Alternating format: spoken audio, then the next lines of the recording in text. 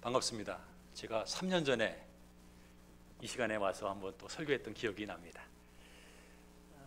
특히 리면의 성가대의 찬양 가운데 정말 주님의 고마우신 사랑을 늘 찬양하는 그런 한 해 되기를 소망합니다. 코로나가 지나간 다음에 참 어려운 일은 모임을 갖는다는 것 참 쉽지 않았습니다. 올 한 해 2023년은 이제 코로나가 거의 종식되어 가고 있고 아마도 교회에 많은 모임들이 생겨날 것입니다. 저도 교회에서 목회자로 지내다 보니까 한 가지 아는 사실은 연말이 되고 연초가 되면 참 바쁩니다. 교회는 직분자를 세워야 하고 또 섬길 분을 세워야 되는데 어느 분이 하실 수 있을지, 또 특별히 구역장이라고 하는 이 직분은 엄청 정말 중요한 일이기 때문에 정말 쉽게 얘기할 수 없는 그런 직분입니다. 먼저 하나님 나라에 쓰임받는 구역장 되신 것을 축하드립니다. 그러나 목회자로서 섬긴다는 게 얼마나 수고로운지 알기에 또 위로의 말씀도 드립니다. 여러분, 우리는 교회를 살다 보면 참 많은 사람을 만납니다. 많은 사람을 만나는데 그 상대방을 온전히 이해하는 것은 정말 쉽지 않습니다. 제가 예전에 사역했던 교회에 한 집사님이 계셨습니다. 그분은 건강이 좋지 않으셨습니다. 간이 아주 나쁘셨습니다. 그런데 그분이 좋아하는 게 하나 있었는데 전도를 참 좋아했습니다. 간이 아픔에도 병원 전도를 가면 너무 기뻐했습니다. 왜냐하면 나도 아프고 병원에 가니까 그분도 아파서 내가 정말 그들 열심히 이해하고 전도할 수 있어서 너무 좋습니다. 이렇게 얘기하셨습니다. 그런데 그분이 결국은 간 이식을 받게 되었습니다. 여러분, 간 이식 받은 분들이 쉽지 않습니다. 경험해 보지 않으면 그 갈등과 묘한 어려움이 사람을 이해하지 못합니다. 그분이 어쩔 수 없이 간 이식을 받게 됐고 그리고 나았습니다. 그러다 어느 날 저를 만났습니다. 근데 이렇게 말씀하십니다. 목사님, 제가 예전에 병원에 가면 그 아픈 분들을 잘 이해한다고 생각했습니다. 그런데 간 이식을 받고 보니까 내가 얼마나 저 사람들을 이해한다고 말한 것이 교만한지 알게 됐습니다. 이렇게 말씀하시는 거예요. 여러분, 다른 사람을 이해한다는 것은 사실을 파악하는 것은 아닙니다. 아, 그분이 그렇게 했구나. 아니, 그분이 저런 게 있었겠구나. 거기서 멈추지 않습니다. 다른 사람을 이해한다는 것은 공감하는 것입니다. 아, 그분이 정말 저렇게 아픔이 있겠구나. 그러나 거기서 멈추면 안 됩니다. 다른 사람을 이해한다는 것은 사실을 인식하는 게 아니고 더 나아가서 공감하는 것뿐만 아니라 정말 상대방을 위해서 깨닫는 겁니다. 와, 정말 저렇구나. 제가 앞서 드린 그 집사님은 그 깨달음이 죽을 뻔한 다음에 알게 되신 거예요.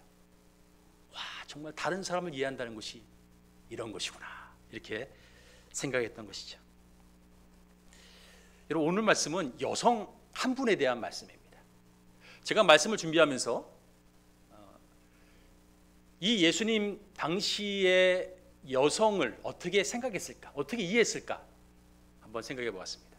여러분, 구약시대 때 여성에 관한 성경 말씀은 많지 않습니다. 우리가 아는 한 가지는 잠언서 31장 10절 이후에 잘 아듯이 현숙한 여인입니다. 그런데 그 현숙한 여인에게 요청되는 게 뭐냐면 현모, 양처입니다. 그러니까 당시의 구약시대 때는 여성 하면은 남편을 잘 돌보고 자녀를 잘 키우는 것, 그러니까 이게 가정에 이렇게 한정되어 있던 그런 역할뿐이었습니다. 신약시대 때 유대인 랍비가 어떻게 말하냐, 이렇게 말합니다. 나를 이방인으로 만들지 않으신, 나를 여자로 만들지 않으신, 나를 야만인으로 만들지 않으신 분께 감사드리나이다. 이 상당히 충격적인 표현입니다. 왜 충격적이냐면 당시에 이방인과 야만인은 상종하는 대상이 아닙니다. 여러분 기억하시죠? 이방 사람들이 쓰던 그릇을 내가 만져도 그걸 정결케 해야 됩니다. 하물며 이방 사람을 만나서 얘기를 하고 야만인을 만나서 얘기하면 엄청난 문제가 생기는데, 더 큰 문제는 그 수준에 있는 그 대상에 여성이 들어갔다는 이 충격적인 얘기입니다. 그 말은 유대 사회는 여성에 대해서 홀대했다는 것입니다. 유대 사회는 남존 여비의 사상이 아주 짙게 깔려 있다는 얘기입니다. 여러분, 예수님께서 신약 시대에 오셔가지고 여인을 만날 때에 어떻게 만나셨습니까? 예수님 이렇게 말씀하십니다.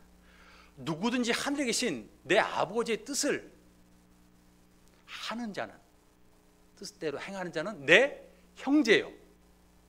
보통 만약에 그게 유대 랍비였으면 거기서 끝났을 텐데 주님은 이렇게 말씀하십니다. 내 형제요, 자매요, 내 모친이니라. 여러분, 복음서 읽다 보면 예수님께서 여성을 만날 때 당시의 그 모습은 파격적인 것입니다. 말이 많은 것이에요. 근데 예수님께서는 여성에 대해서 하나님의 형상을 닮은 남성과 동일한 대상으로 여기신 것입니다. 읽어보면 남성 못지않게 여성을 대하시고 그들을 회복시키시고 그들을 만나주시고 그들과 함께 하셨던 것을 우리는 볼 수 있습니다. 여러분, 한국은 어떻습니까? 한국은 유교 사상입니다. 한국도 남존여비가 대단히 심각합니다. 지금 많이 변했을까요? 그럴 수 있죠. 우리가 그 한국 여성에 대한 데이터를 보면 여성의 사회 진출과 그리고 참여되는 증가율이 점점 높아지고 있습니다. 통계청에 의하면 2019년 여성 고용률은 51.6%입니다. 2021년 여성이 박사 학위를 취득하는 그 퍼센티지가 38.4%입니다. 계속 증가하고 있습니다. 여러분, 작년에 대법원에 신임 법관 임용자의 인원이 136명인데 그 중에 남자가 63명입니다. 여자는 73명입니다. 무려 53.3%가 여성이라는 것입니다. 이제는 물론 교회는 이미 오래전부터 여성이라고 하는 이분들이 아주 열심히 섬겼던 분이라 좀 다르긴 하지만, 그러나 중요한 것은 세상이 지금 변하고 있습니다. 그러면 교회도 사실은 그렇게 변하고 있는 것입니다. 그 말은 여성의 사회 진출, 사회 참여가 많다는 것은 여성의 리더십의 기회가 많아진다는 것입니다.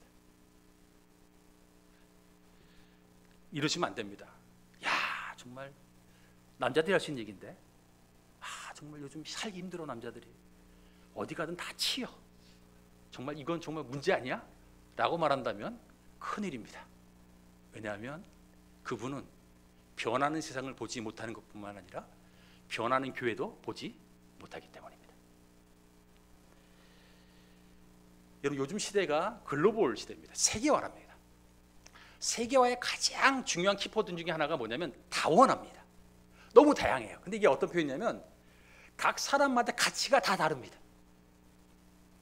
각 사람마다 문화가 다릅니다. 근데 중요한 것은 그것을 인정해야 합니다. 너는 왜 나랑 달라? 너 그거 말이 안 되잖아. 라고 하는 말 자체가 이미 세상 속에서 맞지 않는 것이 된 세상입니다. 여기에 뭐가 문제가 있냐면, 세상은 바뀌는데 내가 누군가를 리드하고 리더한다는 것이 바뀌지 않으면 흔한 말대로 꼰대 이상의 삶이 되는 겁니다. 자기가 요청하고 자기가 하고 싶은 대로밖에 할 수 없다는 사실이죠. 여러분, 글로벌 시대의 가치와 그리고 문화를 인정한다는 것은 어떤 성품이 요구되냐면 존중해야 된다는 것입니다. 배려해야 된다는 것입니다. 그리고 포용해야 됩니다. 그리고 수평적인 가치를 인정해야 합니다. 그리고 조화로워야 합니다. 근데 이 특성이 누구에게 많이 발견됐는지 아십니까? 남성일까요, 여성일까요? 여성입니다. 여기에 문제가 있습니다. 리더십의 예전에는 남성 중심의 리더십이었습니다. 근데 사회가 변하고 있고 이 사회가 변하는데 요청되는 리더십의 특성이 여성스럽다는 것입니다. 그래서 이거를 양성화 이렇게 말합니다. 그 말은 무슨 얘기냐면 남성에게 있는 좋은 리더십과 여성에게 있는 좋은 리더십 양쪽을 다 사용할 줄 아는 리더가 되어야 된다는 얘기입니다. 그게 리더십의 요즘 추세입니다. 그럼 이렇게 말씀할 수 있어요. 목사님, 저는 리더 안 좋아해요. 시키려 그러면 도망 다니려고 바쁘고요. 혹시 시키게 되면 난 최소한으로 할 거예요. 더 심각하면 나를 건들지 마세요. 그런데 여러분, 리더십에서 이렇게 얘기합니다. 어떤 사람도 리더의 자리에서 비켜갈 수 없습니다. 교회에서 안 한다고요? 걱정하지 마시고 집에 가면 리더십니다. 내 아내가 있고 내 남편이 있고 내 자녀가 있습니다. 하고 싶지 않아도 리더입니다. 교회가 아니라고요? 직장을 가도 마찬가지고 소그룹을 가도 마찬가지입니다. 내가 리더가 될 수가 있습니다. 그럼 이렇게 생각하면 안 되죠. 리더는 되는데 나는 대충 할 거야. 피해 다닐 거야. 얼마나 힘드시겠어요. 제일 힘든 겁니다. 이렇게 말씀하셔야 됩니다. 어차피 리더가 돼야 된다면 준비하자. 아니, 조금 더 나를 바꾸자. 이것이 더 지혜로운 것이죠. 여러분, 우리는 리더로서 준비해야 합니다. 오늘 구역자 헌신 예배입니다. 다 리더이십니다. 이 헌신이라는 단어가 되게 무겁습니다. 이렇게 자원봉사, 조금 더 시간 투자하는 이런 표현이면 좋을 텐데 헌신하면 왠지 막 무게감이 너무 이게 짓눌리는 듯한 느낌도 가질 수 있습니다. 여러분, 그게 엄청난 수백 톤이건 수백 그램이건 중요한 것은 우리는 리더십이 무엇인지, 아니 교회에서 어떻게 다른 사람을 리더해야 될지를 고민해 봐야 합니다. 오늘 우리가 읽은 이 본문에 나오는 여성은 선지자 안나입니다. 여러분, 안나의 뜻은 은총, 은혜라는 뜻입니다. 그리고 안나가 속했던 지파 이름은 아셀 지파입니다. 아셀이라는 뜻은 축복받은, 행복한이라는 뜻입니다. 그리고 안나의 아버지는 바누엘인데 그 이름은 하나님의 얼굴이라는 뜻입니다. 여러분, 이름과 지명으로 보면 어떤 느낌이 드는지 아십니까? 하나님을 대면하고 하나님을 만나고 은혜롭게 살되 행복한 그런 평범한 여성이라는 생각을 갖게 하는 이미지입니다. 그렇구나. 안나라고 하는 이 선지자는 주변에 하나님을 믿는, 또 하나님의 이름이 가득했고 그런 삶을 살았던 사람이구나라고 생각할 수 있습니다. 그런데 안나의 가정사를 보면 생각이 조금 바뀝니다. 안나는 나이가 많은 과부입니다. 안나가 결혼한 이후에 7년이 지난 다음에 남편과 사별했습니다. 그리고 무려 오랜 시간 동안 과부로 지냈습니다. 도대체 안나의 나이가 얼마나 될까? 두 가지 견해가 있습니다. 하나는 우리 개역 읽은 성경에는 이렇게 표현합니다. 과부가 되고 84년을 지냈다고 표현합니다. 안나가 살던 당시에 결혼 정년기는 14세입니다. 그럼 14세에 결혼했다고 한다면 7년을 더하고 거기에 84를 더하면 무려 105세가 됩니다. 이것이 한 가지 견해이고, 또 하나는 여기 있는 대로 84세가 되었다라고 생각하는 것입니다. 여러분, 105세가 되었든 84세가 되었든 중요한 건 한 가지는 분명한 한 가지는 나이가 정말 많이 들었다는 것입니다.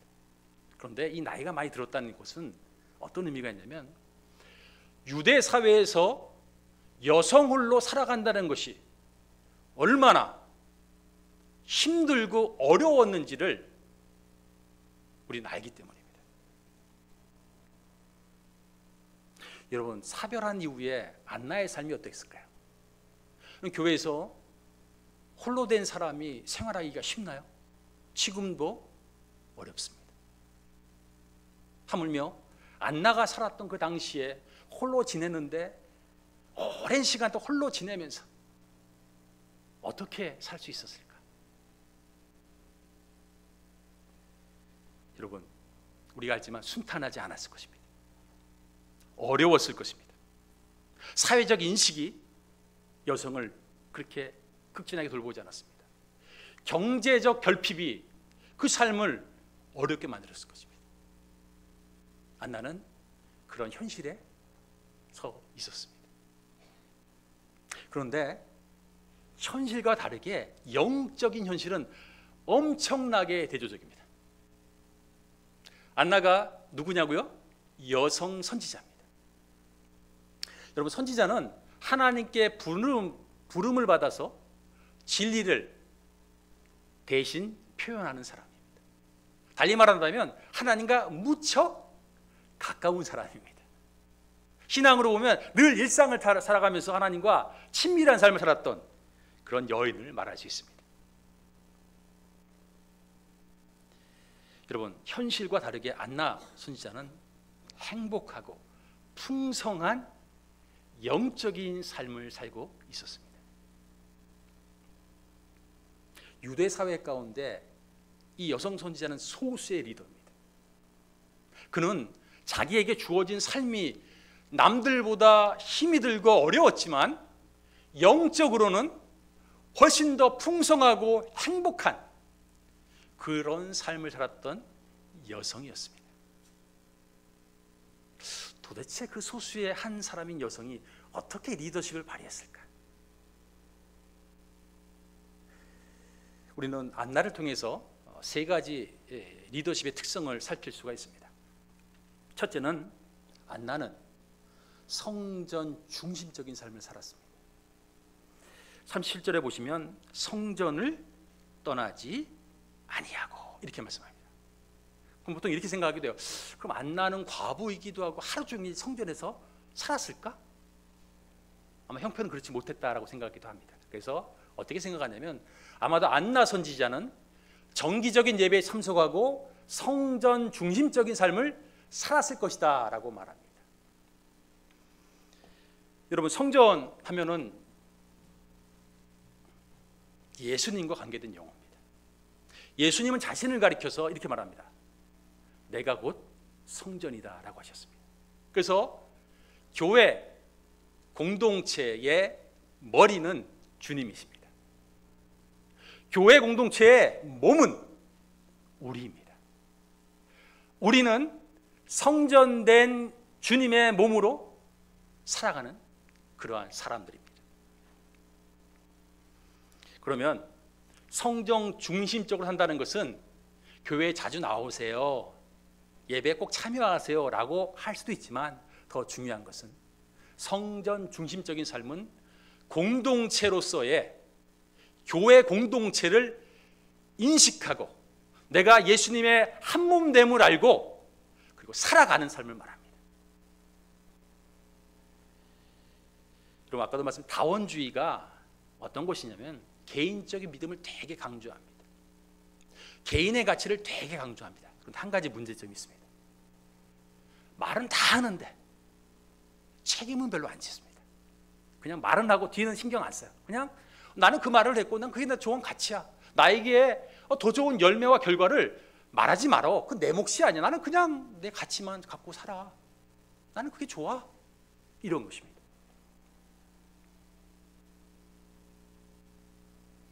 그러면 한 가지 의문이 생깁니다. 교회에도 다원주의를 살고 있는데 그렇다면 다원주의에서 교회가 살아남는 방법은 무엇인가? 여러분, 교회도 뭐가 있죠? 믿음이 있습니다. 교회도 가치가 있습니다. 그런데 이렇게 생각합니다.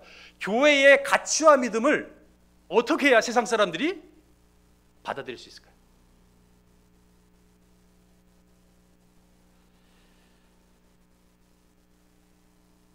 여러분, 중요한 것은 교회에 다니는 사람도 가치가 있습니다.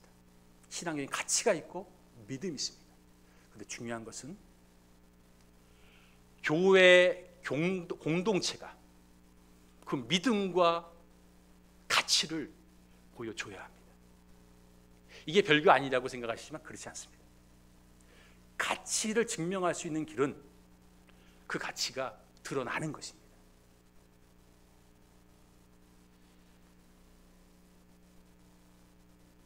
교회가 성경 중심적으로 산다는 것은 공동체 가운데 있는 그 믿음의 그 가치가 우리 함께 드러나는 것입니다. 교회 일은 참 부담스럽습니다. 잘해도 부담스럽고 못해도 부담스럽습니다. 여러분, 교회 일을 하면 가장 큰 어려움이 뭐냐면 내가 책임을 져야 된다는 것입니다. 리더가 그렇습니다. 구역장이 되고 부서의 장이 되고 목회자가 되고 장로님과 권사님이 되고 집사님이 돼도 어떤 일을 할 때 책임지는 게 너무 힘이 듭니다. 근데 여러분, 책임지는 분이 하나님이신 줄 믿습니까? 책임은 하나님이 지십니다.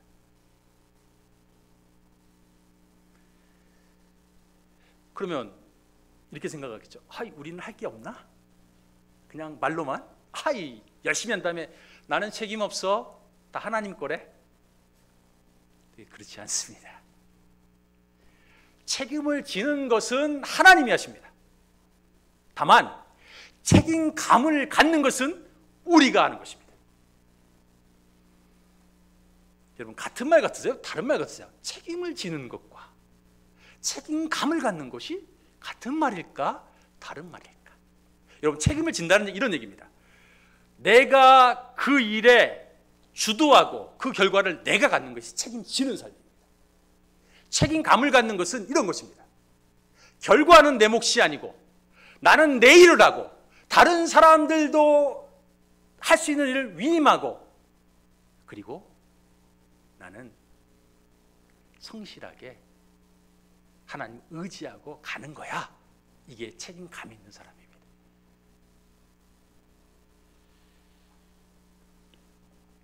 여러분, 공동체로 살아간다는 데 지혜가 필요합니다. 이렇게 말하면 안 됩니다. 저분만 책임져야 되고 저분만 어떻게 해야 된다고 생각하는 것은 성전 중심의 삶이 아닙니다. 성전 중심의 삶은 공동체가 함께 가는 것인데 그분도 일을 하지만 나도 일을 하고 그리고 결과는 그분 책임도 아니고 내 책임도 아닙니다. 그것은 하나님 책임입니다. 왜냐고요? 하나님 믿는 마음으로 이렇게 했잖아요. 그럼 맡기시는 겁니다. 그래서 교회 일을 할 때 존중하셔야 합니다. 안 돼도 존중하셔야 되고요. 잘 돼도 존중하셔야 합니다. 그리고 무엇인가 어려울 때에 보듬을 수 있어야 합니다. 그럴 때 비로소 성전 중심의 삶, 공동체가 함께 어우러져 있는 것입니다.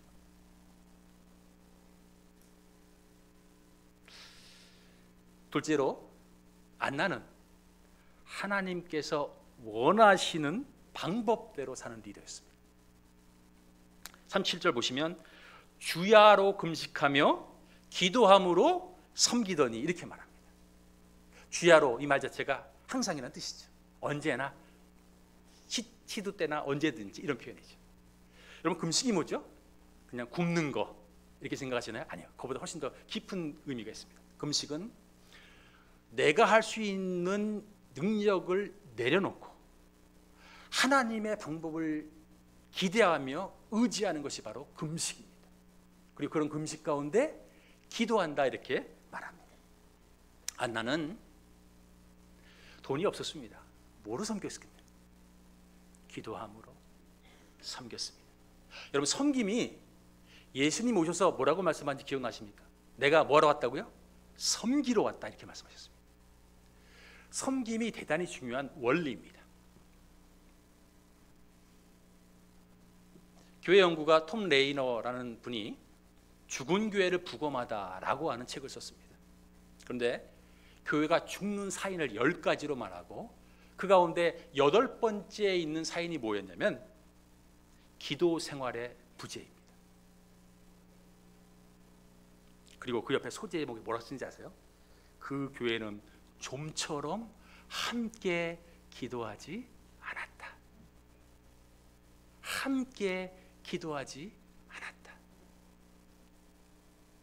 그러면서 그 책 내용에 일화가 있습니다. 교회가 죽은 이후에 성도님들을 만나서 그 얘기를 합니다. 그래서 이 톰 레이너라는 분이 이렇게 묻습니다. 기도 생활은 하셨나요? 네, 했습니다. 그런데 이분이 보기에 이게 확실치가 않은 거예요. 그래서 또 한 번 묻습니다. 아니, 어떻게 기도 생활을 하셨습니까? 그러니까 그 성도님이 이렇게 말합니다. 우리는 수요일 저녁이 되면 만찬 겸 기도회를 가졌습니다. 성도 가운데 한 분이 기도 제목을 가져와서 그걸 두고 한 명이 기도한 이후에 식사를 함께 했습니다. 근데 거긴 이런 게 있습니다. 교회가 기울어지기 시작하면 사람이 줄고 형편이 줍니다. 그러다 보니까 어떤 일이 생기냐고요? 그냥 쉽게 가는 경우가 생기죠. 그리고 이런 생각합니다. 옛날에 좋았어. 그때는 참 열정적이었어. 여러분, 그런 생각 많이 하시면 안 됩니다. 무슨 얘기인지 아시죠?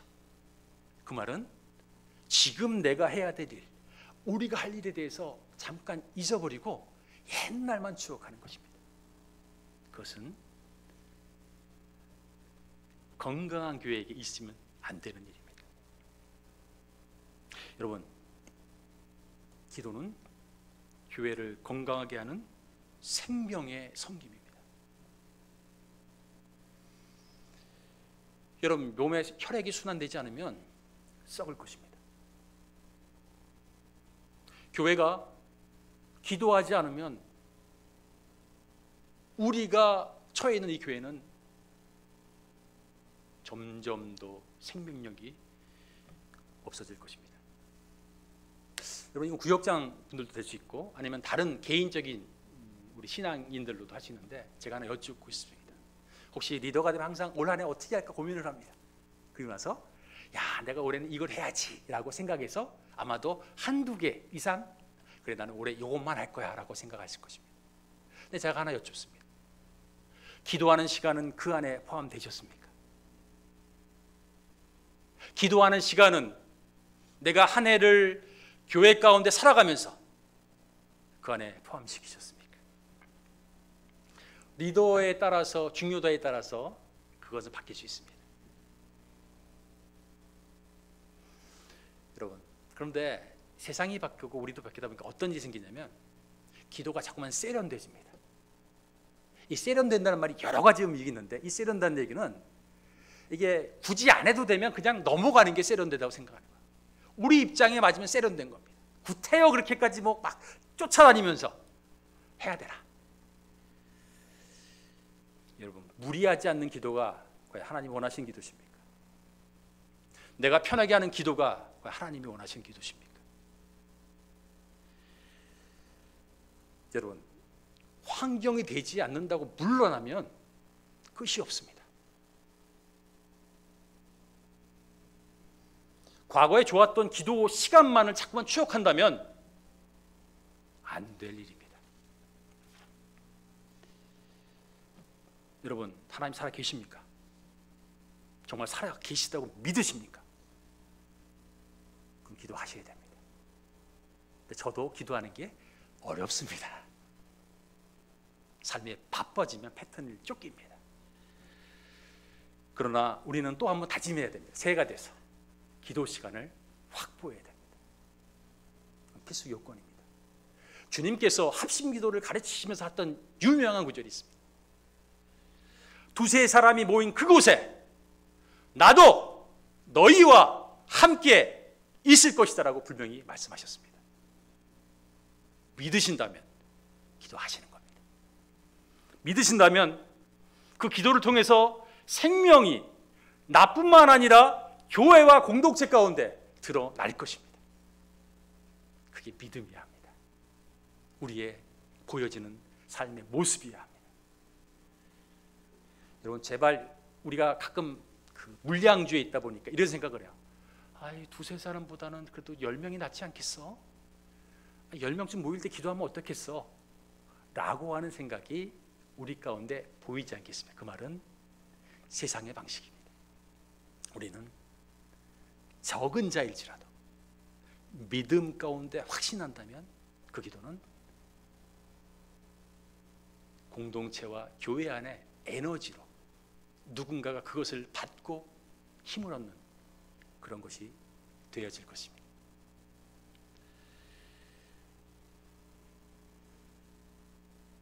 셋째, 안나는 생명의 언어를 말하는 리더였습니다.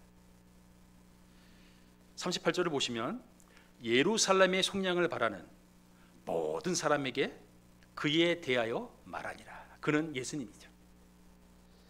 여러분, 안나는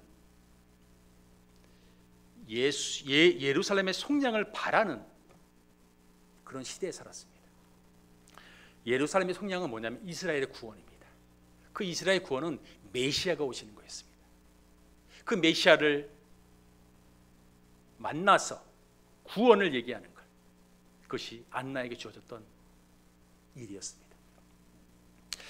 여러분, 구원이라고 하면 우리는 언뜻 첫 번째 단어가 나오는데 그것은 복음입니다. 그런데 생명력인 언어는 예수님을 소개하는 것 물론이죠. 그러나 더 중요한 것이 있습니다. 우리에게는 복음적인 삶을 보여주는 것입니다. 구원이라고 하면 복음뿐만 아니라 복음적인 삶을 사는 것을 보여주는 것입니다. 이런 복음적인 삶을 보여주는 것은 다양할 것인데 그중에 오늘 저는 한 가지 나눌 것은 바로 언어입니다. 말이라는 것입니다. 여러분, 말에 생명이 있는 줄 다 아시죠? 말 한마디가 사람을 들었다 놨다 합니다. 야고보서를 보면 혀를 어떻게 표현하는지 기억하시죠? 불 같다라고 합니다. 여러분, 말 한마디를 잘못하면 온통 다 태워버립니다. 멈출 수가 없습니다. 그냥 확 저지른 다음에 폐허만 남습니다. 와우. 그래서 언어 생활은 되게 중요합니다. 예전에 제가 섬겼던 교회에 여기서 보면 이제 구역장이시겠죠? 농담을 잘하는 분이셨어요. 그러다가 구역 모임하다가 이제 자칫 조금 실없는 소리를 하셨던 거예요. 그런데 문제가 생겼어요. 딴 때 같으면 실없는 소리가 실없는 걸 넘어가는데 상대방이 그렇게 느끼지 않으면 문제가 되는 거죠. 이거 큰일 났습니다. 불이 났습니다. 막 어떻게 방법이 없는 거예요. 막 흥분해가지고 양쪽이 이제 나중에 리더가 사과를 했어요. 그런데도 좀처럼 그 상황은 가시지 않았습니다. 여러분, 언어에 대한 책을 보면 꼭 들어가는 그 내용이 하나 있는데 이런 내용입니다. 무엇을 말할까 보다 어떻게 말할까가 중요합니다. 무엇을 말할까 보다 어떻게 말할까가 중요합니다. 근데 재밌는 게 있습니다. 여러분, 이 말은 진정성에 대한 얘기입니다. 그 말을 할 때 그 사람의 진정성이 어디 있느냐라는 것이죠. 그 진정성은 마음으로 느낍니다. 그런데 우리 가끔 이런 착각하죠. 내가 혹시 실수하면 이렇게 나는 할 말 다 했어. 진정성으로 이렇게 했어. 근데 문제는 듣는 사람이 느껴지지가 않아요. 그러면 그 말은 진정성 있는 말이 아닙니다. 진정성은 상대방이 느껴져야 비로소 정말 마음 가운데 한 것이다라고 생각할 수 있죠. 여러분, 목사가 제일 어려운 게 뭔지 아십니까? 말을 많이 해야 되는데 말을 많이 하다 보니까 좋은 말도 상처가 됩니다. 나쁜 말이라면 더하죠. 그런데 그 얘기는 교회에서 말 많이 하셔야 되는 형편에 있는 분들이 더 어려울 수 있습니다. 좋은 말인데 막 오해를 해요. 뭐 힘들죠. 막 좋은 말했는데 왜 이렇게? 그럼 나중에 어떻게 되죠? 입이 닫힙니다. 그만해야지. 뭐하러 하겠어. 여러분, 말은 다 주의해야 되는데 말을 적게 하는 사람뿐만 아니라 말 많은 위치에 서 있는 분이 조심해야 됩니다. 예전에 제가 교회 섬길 때 한 안내연한 집사님께서 저에게 주일날 이런 얘기 하신 적이 있으십니다. 목사님과 인사를 하면 기분이 참 좋습니다. 목사님은 형식적으로 얘기하는 게 아니라, 인사하는 게 아니라 마음으로 느끼게끔 인사해 줍니다. 정말 저를 환대하는 것 같습니다. 이렇게 얘기하는 거예요. 여러분, 이런 얘기 듣는 저도 괜찮은 사람이죠? 괜찮은 사람 같아요, 제가 봐도. 여러분, 말은 사람을 살립니다. 말은 그 사람을 낙심시킬 수도 있고 그 사람을 세워갈 수도 있습니다. 이런 공동체 입장에서 말이라는 게 되게 중요합니다. 내가 할 말을 했다라는 것은 너무 단순한 생각이십니다. 할 말을 하는데 중요한 것은 이것이 우리 구역 모임 가운데, 이것이 우리 교회 가운데 어떻게 되는지를 볼 줄 아는 그런 안목을 가져야 합니다. 그래야만 같이 삽니다. 그 사람이 기분이 좋으면, 그 사람의 마음이 살아나면 나도 살아납니다. 그 사람이 내 말 때문에, 누군가의 말 때문에 어렵다면 나도 낙심이 됩니다. 그게 공동체입니다. 그건 리더가 갖고 있어야 될 안목입니다. 여러분,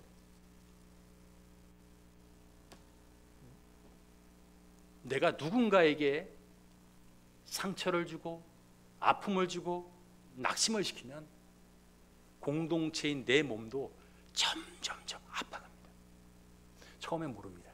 그런데 시간이 지나면 그 영향을 자기가 합니다. 와, 그 일 때문에 나도 이렇게 됐구나. 여러분, 리더는 파괴적인 언어를 조심해야 됩니다. 그러면서 생명력 있는 언어를 사용하실 수 있어야 합니다. 이렇게 말씀하시면 안 돼요. 목사님, 노력은 하는데 안 돼요. 제가 왜 모르겠어요. 저도 많이 당하기도 하고 하기도 했는데 너무 어려워요. 거기서 끝나면 안 됩니다. 하나 더 가셔야 돼요. 그러면 말할 때 한 번 더 멈추게 하고, 말할 때에 한 번 더 공동체에 어떤 파급을 줄 것인지를 기억해야 합니다. 여러분, 안나가 도대체 몇 년 동안을 예수님을 기다렸을까 궁금하지 않으세요?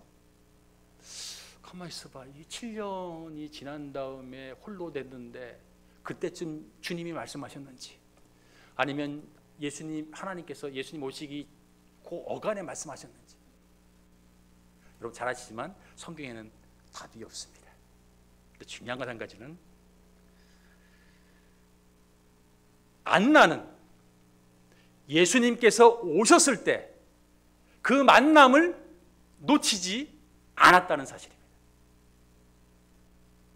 화장실도 갈 수 있었을 텐데, 아니 일도 생길 수 있었을 텐데, 근데 안나는 그 순간, 그 시간에 어린 메시아인 예수님을 만났습니다. 여러분 얼마나 기뻤겠습니까? 아니, 내가 과부가 되고 평생을 지나면서 이 순간을 얼마나 기대했는데 내가 그분을 만났어.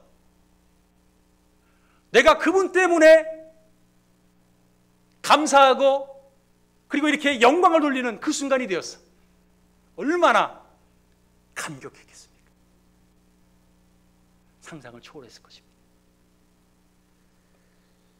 여러분, 그러나 안나의 삶은 그거와 대조적으로 비참했습니다. 여러분, 60년에서 80년을 홀로 지내는 여선지자, 아니 과부의 삶이 과연 어떻겠습니까? 사회에서는 무시합니다. 저리 가세요. 돈이 없어. 마음껏 할 수도 없습니다. 어떻게 안나 선지자가 원망과 탓을 했다고 생각하시나요? 어떠세요? 그래도 좀 하지 않았을까? 저는 생각도 했다고 봅니다. 왜냐고요? 우리는 다 그렇게 연약합니다. 그러나 중요한 건 한 가지는 낙심해서 주저앉는 좌절을 맛보지 않았다는 그것이 중요합니다.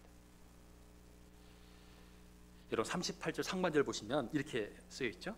마침 이때에 나와서, 이때는 시므온이 예수님을 만날 때 자기도 그 순간을 말합니다.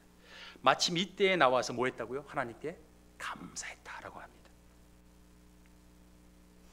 여러분, 구역장이 된 이 일도 사실 쉽지 않습니다.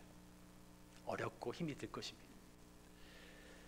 또 우리가 개인적인 삶을 살아가는 믿음의 형편이 결코 그렇게 녹록하지 않습니다. 우리도 원망할 수 있습니다. 아니, 원망합니다. 남을 탓할 수 있습니다. 아니, 남을 탓합니다. 그런데 중요한 것은 하나님과의 만남을 감사하는 이 일을 놓지 않아야 한다는 사실입니다. 바로 그때에 하나님께서라고 말하는 이 고백이 우리 가운데 있어야 합니다. 혹시 하나님께 만남과 감사하는 것에 너무 멀리 가셨나요? 돌아오셔야 합니다. 그냥 많이 못해도 그 자리에 앉아서 하나님을 바라보아야 합니다.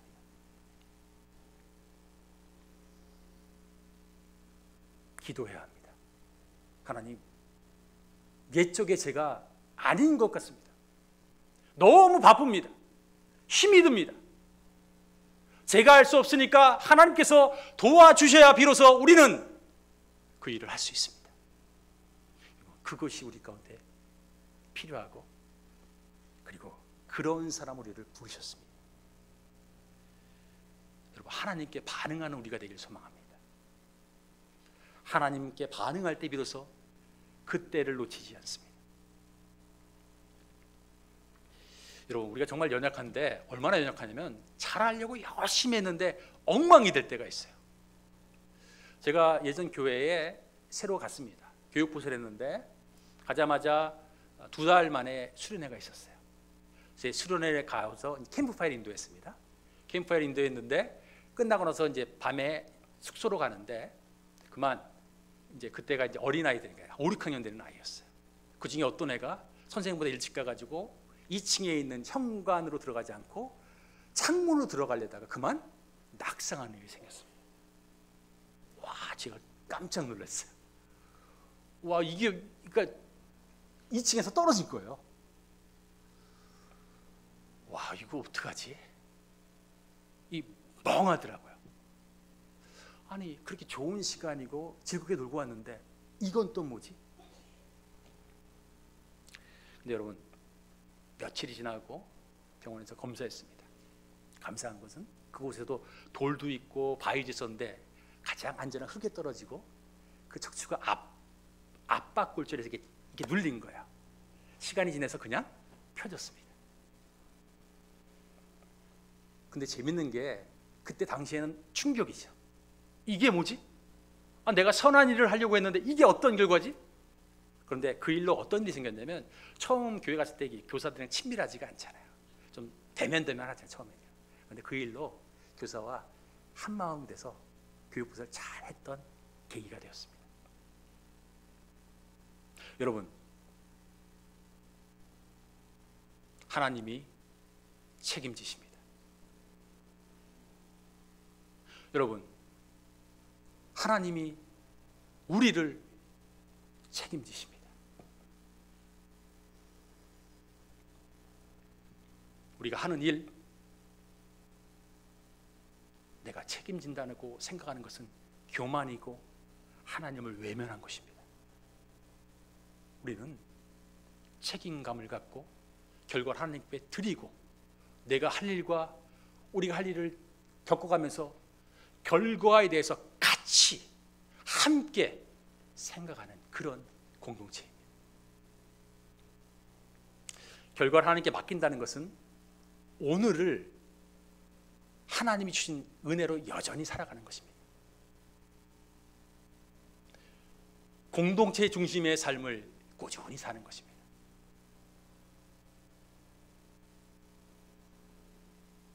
하나님이 원하시는 방법의 기도뿐만 아니라 그 길로 들어가는 것입니다.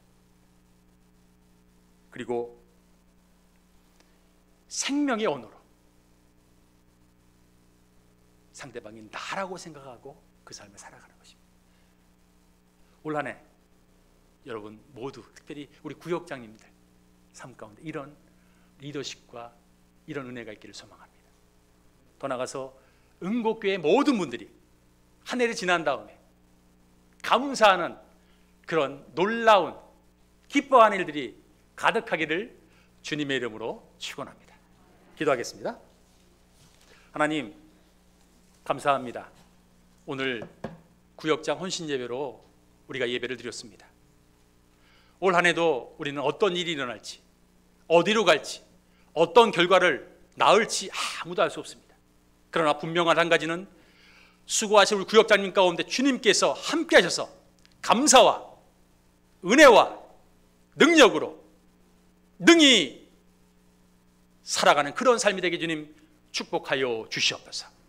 더 나아가서 응곡교회가 하나님의 사람들로 내가 주어진 삶 속의 리더일 때에 공동체를 기억하며 하나님의 방법을 살아가며 하나님의 언어로 나아가는 그런 우리 모두 되게 주께서 함께하여 주시옵소서. 감사하며 예수님 이름으로 기도하옵나이다.